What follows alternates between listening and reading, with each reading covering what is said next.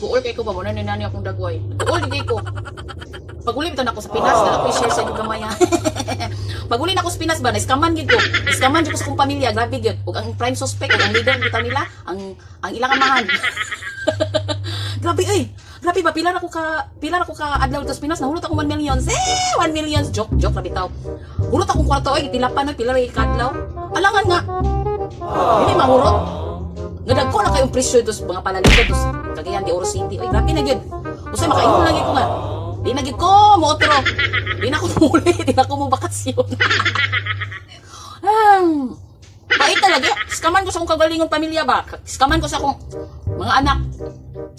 Alangan, sugo ni mo palit og ice, ang presyo 30. Ay, ginoo ko, 30. Sugo ni mo palit og tuyo, presyo 50. Wag ba?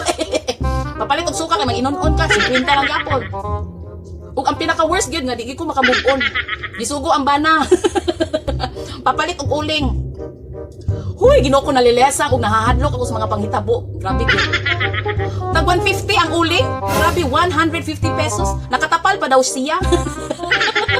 Nakatapal pa daw siya, so syempre. Bituon na lang pug ka kay 150 na laging presyo sa uling. Grabe na gyud. Nakatapal pag yatay. Muna ko nilalagyan ko magpatugatugag bakasyon ng ano, grabe ka increase. Litro tag 75. Grabe. Unsa pa tong ipagsugod ako ang asin nga isa ka pack. Grabe, mahal kayo 20. Uy, ginoo ko naglalabad akong ulo. Grabe ka mga mahal na. Unang say nakaingon lang ko sa akong kagalingon nga. Ireklamo na ko ni DepEd. DepEd. Sa DTI kay overpricing kay atong mga silingan, silang presyo sa dihang dili man di ay. Giskaman ka sa imong kagalingon sa diya. Nya mo abroad pa mo. Abroad. Bakasyon pa mo.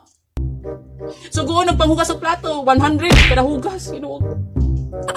Suguon ng panglungag plato. Suguon ng panglungag kanon, 200. Tanan sugod ay bayad.